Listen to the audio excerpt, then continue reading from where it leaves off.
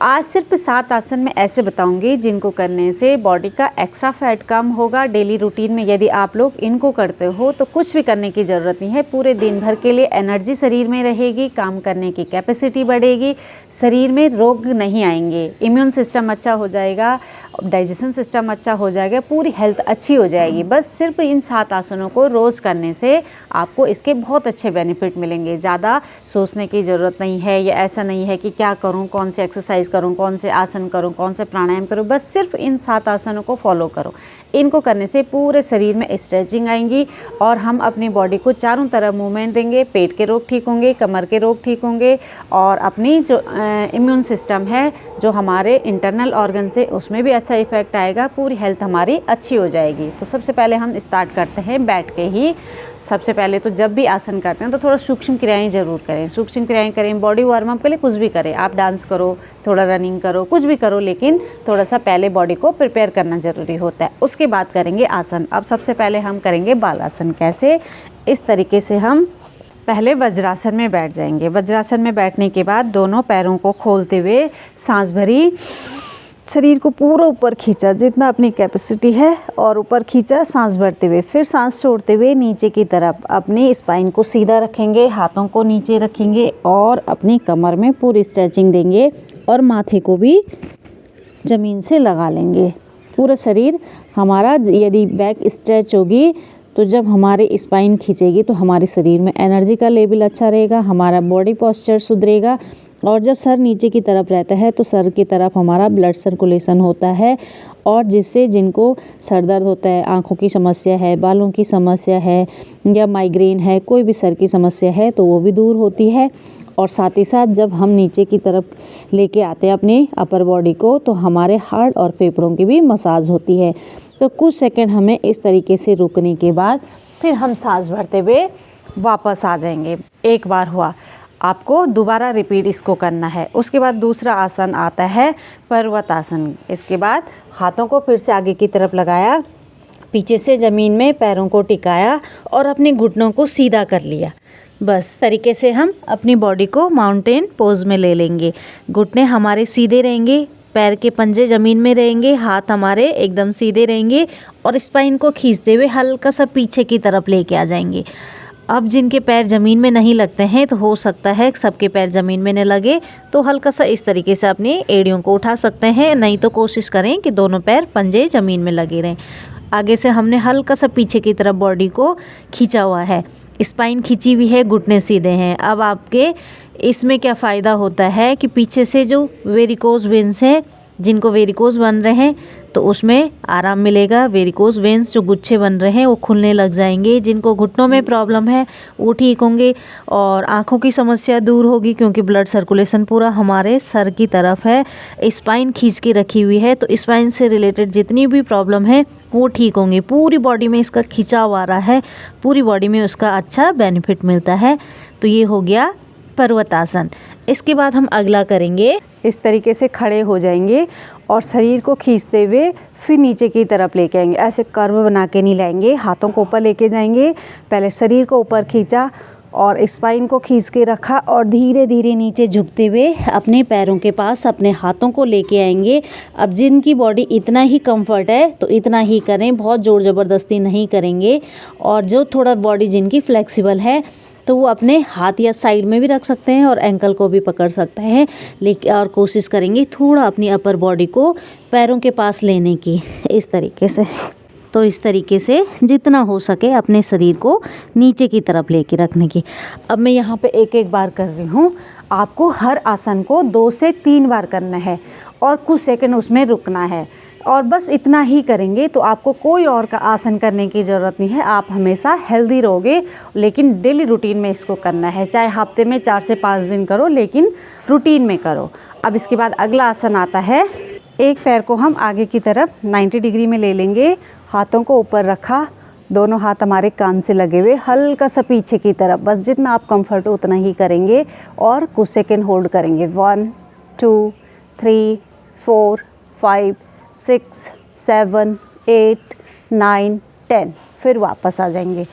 10 second करो या 20 second. शुरू में करेंगे 10 सेकेंड, धीरे धीरे 20 सेकेंड। एक साइड हमने कर लिया, सेम दूसरी साइड भी करेंगे। ऐसा नहीं है एक ही साइड करना है, दोनों साइड करना है।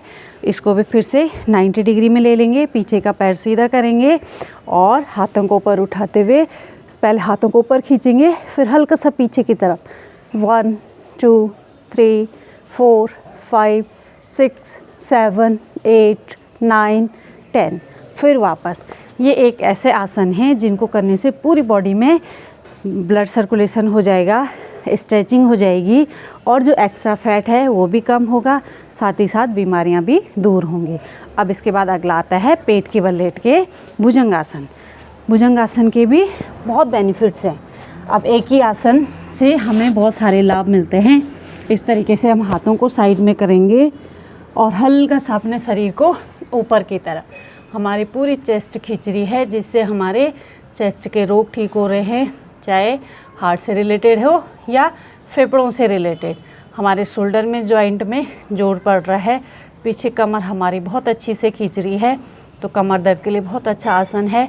पेट भी खिंचाव आ रहा है इसमें, तो हमारे इंटरनली ऑर्गन्स में भी इसका बहुत अच्छा बेनिफिट मिलता है। जिससे जितने सेकंड आप रुक सकते हो उतना रुकेंगे, उसके बाद वापस आ जाएंगे।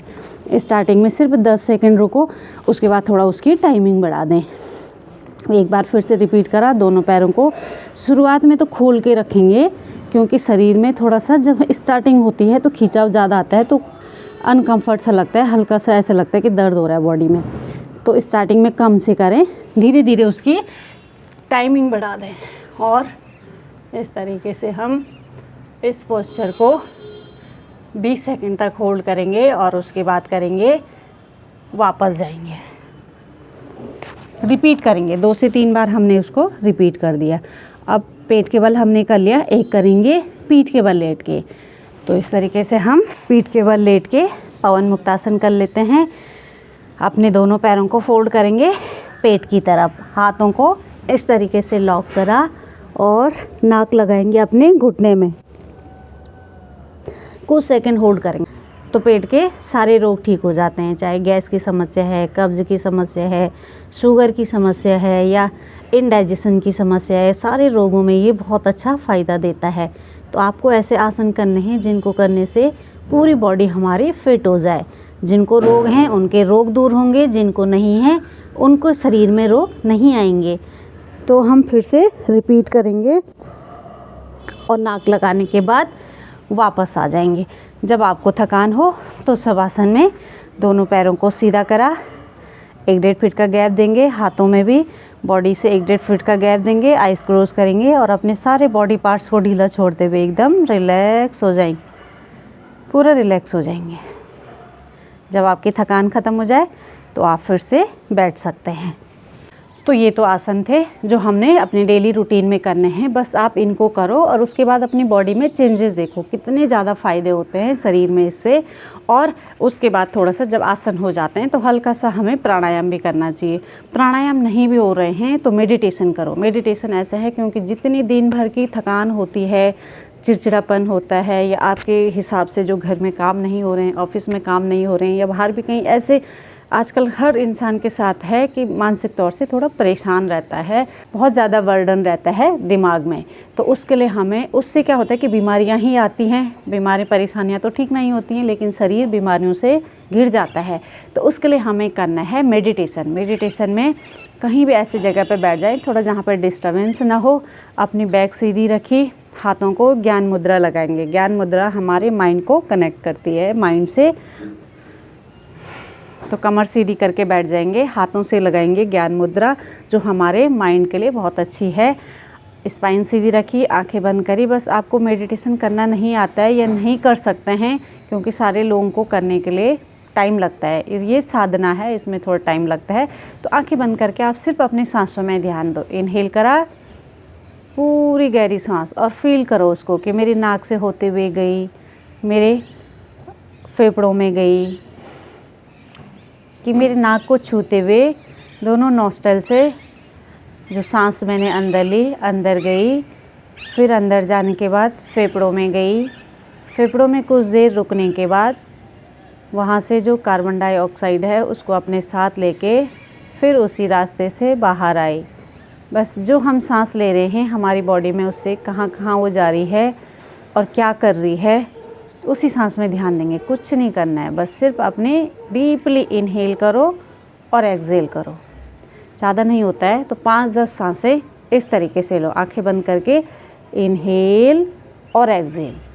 बस 1 या 2 मिनट तक पहले इस तरीके से करो। धीरे धीरे जब आपको आदत हो जाएगी तो तब आप बहुत अच्छा मेडिटेशन कर सकते हो, लॉन्ग टाइम तक कर सकते हो। लेकिन बिगनर हैं तो इस तरीके से शुरुआत करने की कोशिश करो। एक बार शुरुआत हो गई, धीरे धीरे आपकी बॉडी खुद प्रिपेयर हो जाएगी कि नहीं अब मैं इससे ज़्यादा करूँगा। और यदि किसी को मेडिटेशन करना आता है, कुछ नहीं भी कर रहा है, सिर्फ मेडिटेशन कर रहा है, तो माइंड एकदम रिलैक्स हो जाता है, उसकी मेमोरी पावर अच्छी हो जाती है। और माइंड रिलैक्स है तो पूरी बॉडी खुद ही रिलैक्स हो जाती है। आप फील करना, जिस दिन आप मानसिक थोड़ा माइंड डिस्टर्ब रहता है, मतलब परेशान रहते हो, उस दिन आपकी बॉडी काम नहीं करती है, शरीर में थोड़ा लेज़ीपन लगता है, थकान सी लगती है या काम करने की इच्छा नहीं होती है। जिस दिन आप बहुत खुश रहते हो, माइंड से एकदम ऐसे लगता है कि फ्रेश हैं, तो उस दिन अपनी बॉडी में खुद ही काम करने की कैपेसिटी बढ़ जाती है और हल्कापन लगता है, कुछ काम करने के लिए एकदम प्रिपेयर रहते हो। तो इसको सिर्फ हमारे माइंड का और शरीर का जो कनेक्शन है इसको दिखाता है। यदि हमारे माइंड और शरीर में इस तरीके से कुछ हलचल पैदा हो रही है तो हमें मेडिटेशन करना है। तो आज की वीडियो में इतना ही। यदि वीडियो पसंद आई हो तो वीडियो को लाइक कर देना। जो लोग चैनल पे नए जुड़ेंगे चैनल को सब्सक्राइब कर लेना। फिर मिलते हैं नेक्स्ट वीडियो में, तब तक के लिए